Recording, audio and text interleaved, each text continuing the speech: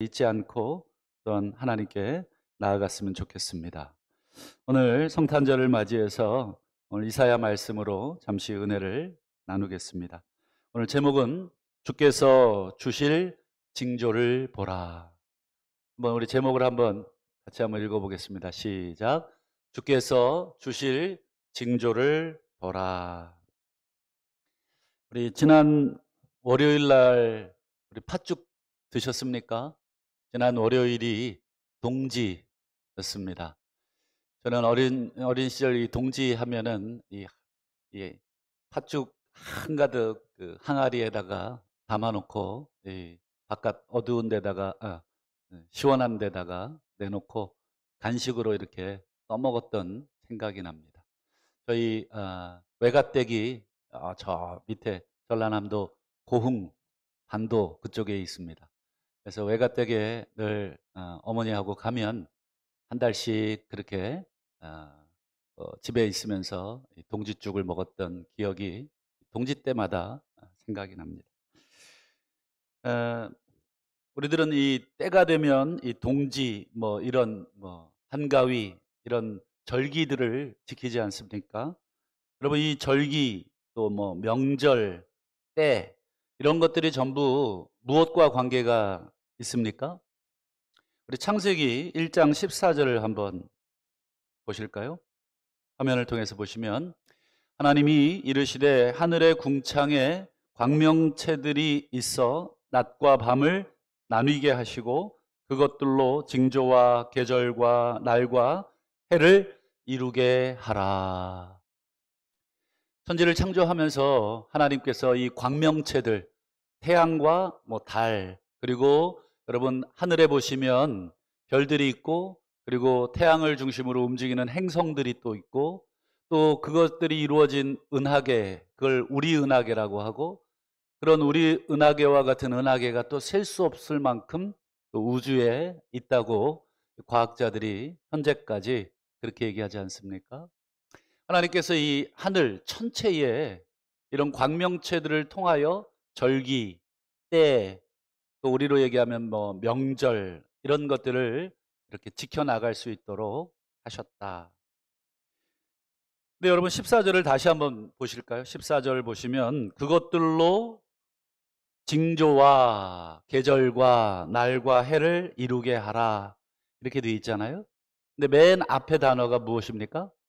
징조입니다. 이 징조라고 하는 단어가 히브리어로 오트라는 단어인데 영어 성경을 찾아보니까 전부 다 사인으로 되어 있습니다. 사인. 여러분 사인이 뭔가요? 이런 건가요? 야구 감독들이 가끔 이렇게 뭐 코도 만지고 뭐 이렇게 손으로 이렇게 주먹으로 툭툭 치기도 하고 자기들만의 뭐예요? 예, 암호 같은 거죠. 이렇게 사인을 보낼 테니까 알아듣고 이렇게 해라. 이게 사인입니다. 그러니까 하나님이 하늘의 이 광명체들, 별들을 통해서 이 징조들을 보이신다 하는 것이 창세기 1장 14절에 이미 말씀이 되신 것이죠. 그래서 오늘 본문 이사야 7장 11절을 다시 한번 보실까요? 너는 내 하나님 여호와께 한 징조를 구해라. 한 가지 징조, 사인을 구해라. 여기서도 똑같은 히브리어 오트라는 단어가 사용이 됩니다. 여러분 이 7장 11절은 하나님께서 이사야 선지자를 여러분 누구에게 보낸 거냐면 그 당시 유다의 왕 아하스, 유다의 12번째, 12번째 12대 왕이 됩니다. 이 아하스 왕에게 보내서 이렇게 전하라 하신 말씀이 11절입니다. 아하스야, 너는 너의 하나님 여호와께 한 가지 징조를 구해라. 그랬더니 아하스가 뭐라고 대답하냐면 12절 볼까요? 아하스가 이르되 나는 구하지 않겠습니다. 나는 여호와를 시험하지 아니하겠습니다. 언뜻 보면 여러분 하나님을 시험하지 않겠다는 좋은 뜻 같지만 실제적으로는 이 12절이 그리 좋은 뜻은 아닙니다. 하나님을 불신앙하는 것이고 불신한 표현입니다. 그러자 하나님께서 친히 징조를 주시겠다 하시는데 우리 오늘 핵심 본문인데요. 14절을 한번 보실까요? 그러므로 주께서 친히 징조를 너희에게 주실 것이다. 아하스 왕이 징조를 구하지 않으니까 하나님께서 뭐라고 하시냐면 주님이 친히 너희에게 징조를 주시는데 보라 처녀가 잉태하여 아들을 낳을 것이다. 그 이름을 임마누엘이라 하리라. 여러분 이사야 이 7장 14절은 여러분 훗날 메시아 탄생에 대한 아주 중요한 예언이지 않습니까? 아마도 아하스 왕이 이 말을 이사야 선지자로부터 하나님으로부터 들었을 때 뭐 처녀가 잉태해서 아들을 낳아? 이게 무슨 말이야? 아마 아하스 왕은 이 예언의 말씀을 들을 때 그 당시에는 이 말의 뜻이 무엇인지를 아마 전혀 이해할 수가 없었을 겁니다. 그런데 여러분 이 예언의 말씀은 이 아하스 왕 이후 약 700여 년이 지난 이후 어느 날 성취가 됩니다. 어떻게 성취가 되느냐? 우리 마태복음 2장 2절을 화면을 통해서 한번 보여드릴까요? 유대인의 왕으로 나시니가 어디 계시냐? 우리가 동방에서 그의 별을 보고 그에게 경배하러 왔노라. 여러분 아시는 것처럼 이 페르시아 제국의 이 점성술사들입니다. 이 동방에서 온 이 사람들은 늘 이 별을 관측을 하고 하늘을 관측했던 이 점성술. 그 이유는 뭐 우리처럼 과학적인 이유가 아니라 종교적인 이유였습니다. 그 당시에 이 신들의 움직임들을 하늘을 통해서 관측을 할 수 있다고 믿었고 하늘의 징조들을 통해서 한 왕이나 그 나라의 흥망성쇠를 예측을 했습니다. 그래서 왕들은 이 점성술사들을 늘 곁에 두고 자신들의 미래와 나라의 운명을 묻곤 했습니다. 그런 점성술사들이 늘 왕의 명령을 따라서 국가의 아주 중요한 기관이지 않습니까? 늘 하늘을 관측하는 게 그 친구들의 일입니다. 저건 뭐지? 저건 뭐지? 1년 365일 계속해서 천체의 움직임을 기록하고 관찰하고 올해와 내년, 작년 이런 데이터들을 계속 수집해서 보는 사람들이 바로 이 점성술사, 우리가 흔히 말하는 동방의 박사들이라고 하는 사람들인데 이 동방의 박사들이 갑자기 자신의 나라 페르시아 제국에서 이상한 것을 본 것입니다. 무엇을 보았습니까? 별을 본 것입니다. 근데 별을 보고는 어디로 찾아왔습니까? 예, 베들레헴, 예루살렘으로 찾아온 것입니다. 그러면서 그 당시에 여러분 유다 땅 예루살렘을 다스리던 헤롯 왕에게 뭐라고 합니까? 지금 왕이 앞에 있는데 유대인의 왕으로 나시니가 어디 있느냐? 아마 박사들은 착각했을 겁니다.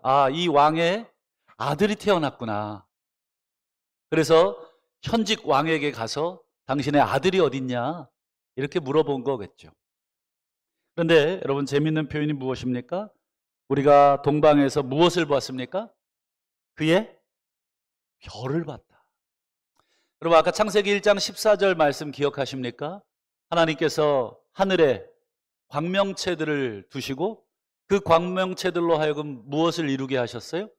징조. 그러니 여러분 이 별은 하나님께서 특별히 징조로서 보인 특이한 별들이 되겠습니다. 우리 영상을 하나 보실 텐데 우리 지난 주간에 여러분 이 두 개의 행성이 겹치는 것을 보셨습니까?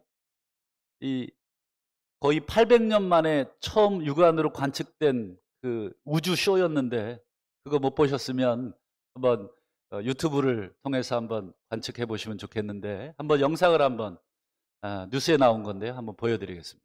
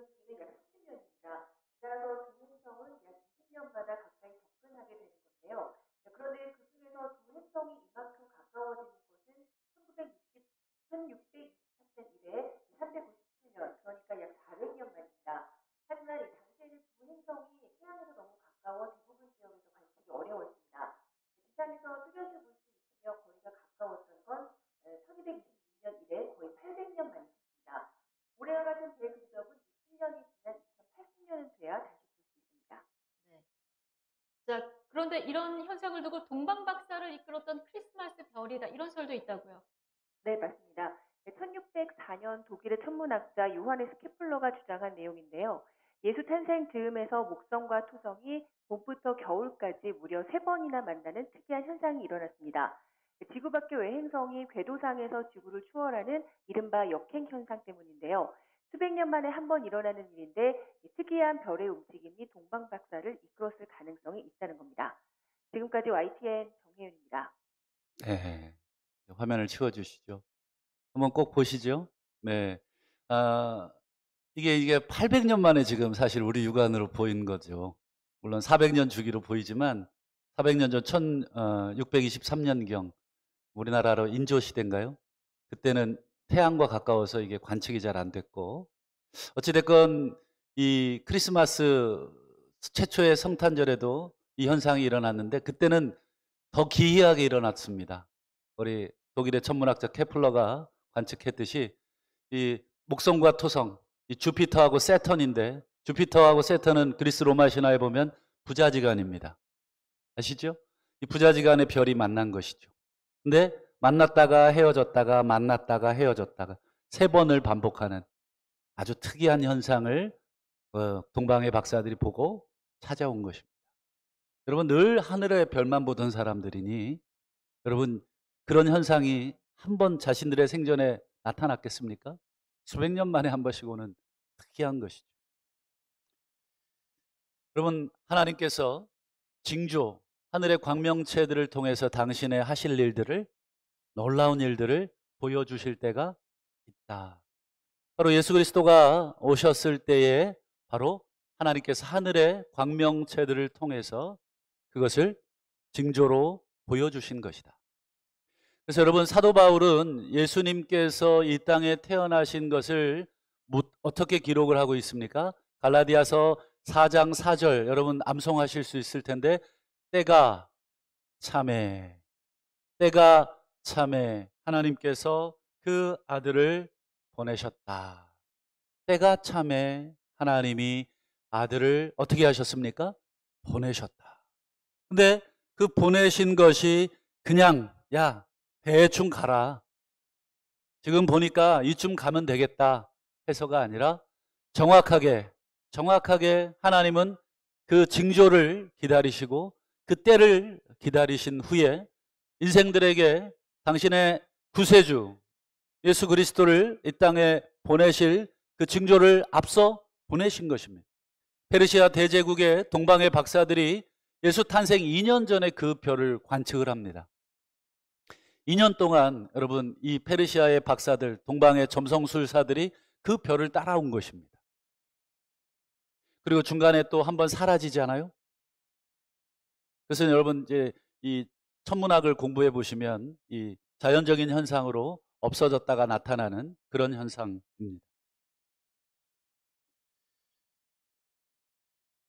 여러분, 2000년 전 예수께서 이 땅에 처음 오셨을 때 하나님께서 우리 인류에게 무엇을 보여주셨습니까?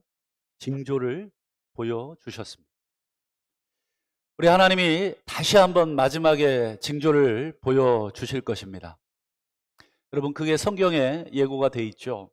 우리 누가복음 21장 11절을 한번 볼까요? 하늘로부터 큰 징조들이 있으리라. 누가복음 21장 25절에도 보면 1월 성신에는 징조가 있겠고, 하늘로부터의 징조, 1월 성신, 해, 달, 별들로부터의 징조, 마치 목성과 토성이, 아버지 별과 아들 별이 우주에서 만나는 이 기이한 일들, 정말 인간의 눈으로 관측할 수 없을 그런 별들의 그 크기들이 겹침으로 정말 이 땅에 거대한 이상한 징조들을 보여주셨듯이 다시 한번 하나님께서 하늘로부터 징조들, 1월 성신의 징조들을 보내주시겠다. 그때가 언제인가? 그 징조들이 또 언제 일어날 것인가? 누가복음 21장 27절에 보면 그때는 바로 하늘의 또 다른 징조들을 하나님이 우리에게 보내주실 그때에 인자가 구름을 타고 능력과 큰 영광으로 오는 것을 보리라. 처음 예수 그리스도가 이 땅에 오셨을 때는 많은 사람들이 보질 못했습니다. 오직 동방의 점성술사들 정도 그것을 보았고 천사들의 계시를 받은 목자들 정도 그것을 보았다면 다시 오실 주님, 재림의 주님의 그 징조들은 여러분 이 땅의 모든 사람들이 보게 될 징조다. 여러분 1월 성신의 징조뿐 아니라 하나님이 다시 오실 때는 또 다른 징조들도 수반해서 보여주시겠다. 누가복음 21장 10절을 화면을 통해서 보시면 또 이르시되 민족이 민족을 나라가 나라를 대적하여 일어날 것이다. 수많은 분쟁과 수많은 전쟁과 수많은 싸움들이 있을 것이다. 누가복음 21장 11절 곳곳에 큰 지진과 기근과 전염병이 있겠고 또 무서운 일과 하늘로부터 큰 징조들이 있으리라. 하늘로부터의 징조뿐 아니라 나라와 나라, 민족과 민족, 자연계의 큰 지진과 기근, 그리고 오늘날 우리가 경험하고 있는 이런 전염병과 같은 커다란 사인들을 하나님께서 재림 전에 우리에게 알려주시고 있다 하는 것입니다. 그럼 마지막으로 여러분 첫 번째 성탄절엔 우리가 그 징조를 볼 수 없었다면 우리 마지막 정말 저는 성탄이라고 표현하고 싶은데 다시 이 땅에 오실 그 재림 예수의 징조는 우리가 다 보게 될 것입니다. 우리 누구도 못 봤다고 핑계할 수 없습니다. 연일 이어지는 여러분 나라와 나라 간의 민족과 민족 간의 분쟁, 기근, 또 전염병, 또 이런 모든 것들이 여러분 우리의 귀에 우리의 눈에 들려오고 있는데 우리는 그 징조를 못 봤습니다 라고 할 수 없다는 거죠. 그렇다면 마지막으로 우리 세 가지를 기억했으면 좋겠습니다. 첫 번째, 우리는 알아야 합니다. 무엇을 알아야 합니까? 누가복음 21장 31절에 이와 같이 너희가 이런 일이 일어나는 것을 보거든. 이런 징조들이 하늘로부터, 이런 징조들이 나라로부터, 이런 징조들이 우리가 살고 있는 환경으로부터, 전염병들이, 기근이, 곳곳에 무서운 일들이, 전에는 없었던 이런 기이한 현상들이 일어나는 것을 보거든 하나님의 나라가 가까이 온 줄을 알아라. 분명하게 또렷이 우리 주님이 얘기하십니다. 두 번째, 우리는 무엇을 해야 합니까?